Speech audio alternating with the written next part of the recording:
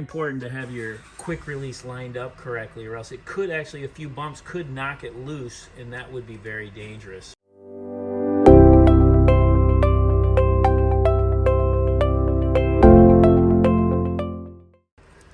So even though it's firm, just a little movement, now it's loose. If you don't get it into the crescent shape, can you see how that's correct? Incorrect. Even though it will get tight,